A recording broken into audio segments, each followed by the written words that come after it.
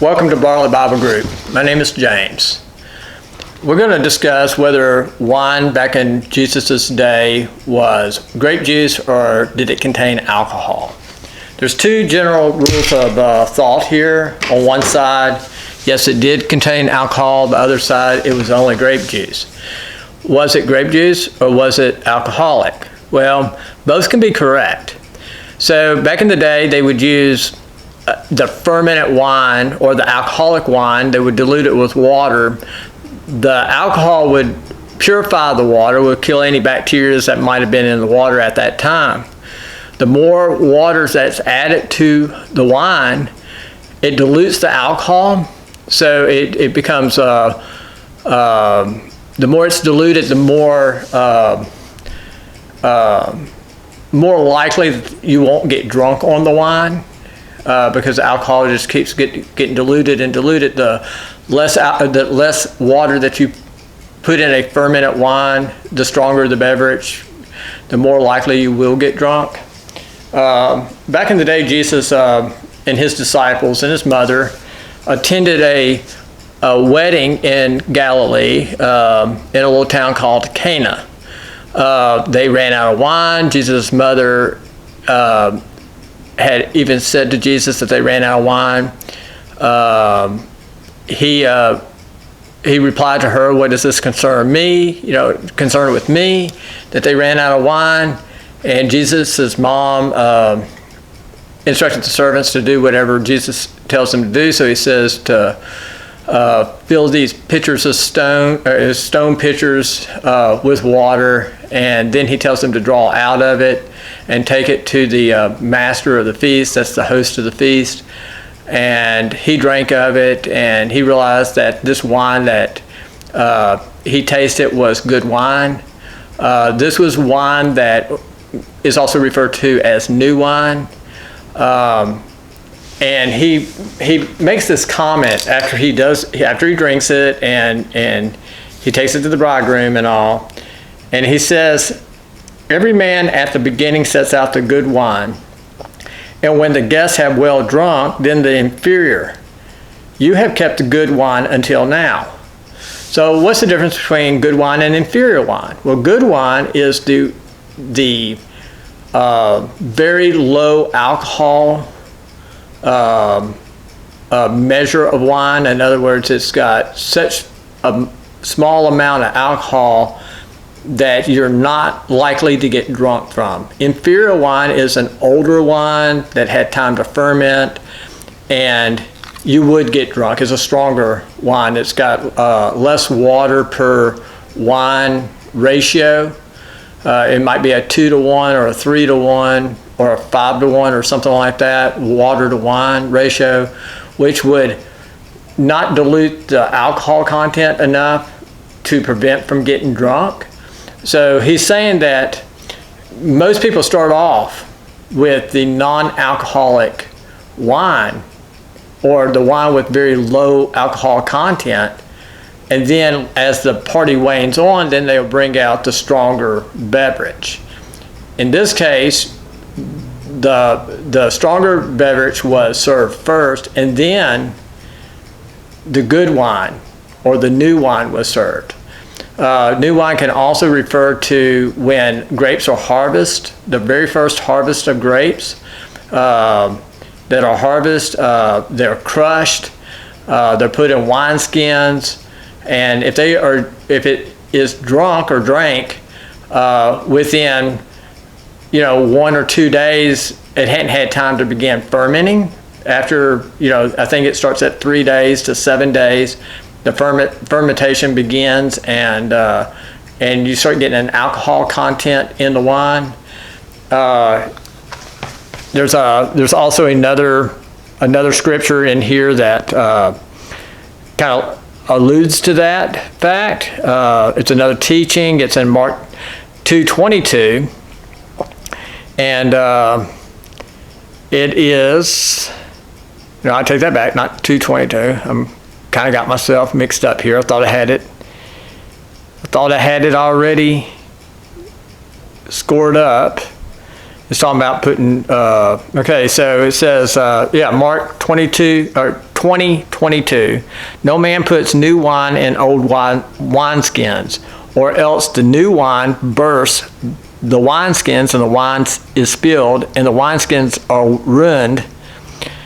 But new wine must be put into new wineskins. Why is that? Well, if you put new wine in wineskins that had wine in it at one time that had ferment in it, the integrity of the wineskins have been compromised. So when you put new wine in, if it begins fermenting again, most likely the wineskins will rip, because as the fermentation process happens, a gas is released and it causes expansion, especially if there's a lid on. It's not vented, there's a lid on a wineskin. A wineskin was like a flask that was made out of animal skin. And so if you had that fermentation going on the second time, it's going to continue to stretch that wineskin, and it's going to eventually rip, and you're going to spill the wine that was contained inside. Also, because there was wine in it once before that did ferment, there's a likelihood that there is microorganisms still left in the old wineskin, and when you put new wine in, it will cause the fermentation of the new wine to begin a lot faster, probably within a day or so. So that is why you would put new wine in new wineskins versus put new wine in old wineskins. It just shows that there's this process. So new wine, when it's first put in, has not fermented. It has little to no alcohol in it. So it's basically grape juice. So to answer the question, was it grape juice or did it contain alcohol? Both are true. If the fermentation process continues, the wine continues to ferment under the right conditions, it becomes a strong spirit. In other words, more like it's not a whiskey exactly, but it's kind of on that par, because the alcohol content or percentage of alcohol in the wine would greatly increase. If it's stored at the wrong temperature, it becomes vinegar. Think of Jesus when he was on the cross, when he said he thirsts. When the centurion puts a sponge in vinegar, puts it on a hyssop reed, lifts it up to Jesus, he takes a sip, and he releases a spirit soon after that. So, is it grape juice or is it alcoholic? Both are true. The Bible is silent on whether the wine that Jesus, the water that Jesus turned into wine had alcohol in it. If it did, it had such a small amount, just enough to purify the water, to kill any bacteria, but not enough to cause anyone to get drunk. Jesus did, however, eat with other people. He ate with tax collectors and stuff. They would have wine at their tables. Most likely that wine was what we call the inferior wine, or the alcoholic version. I do believe that Jesus drank at those tables, but he did not drink in excess. He did not get drunk. It's not sinful to drink wine, even with alcohol. What is sinful is to get drunk, is to lose control. That's what's sinful. The Bible even says, God even says that a little wine is good for the stomach.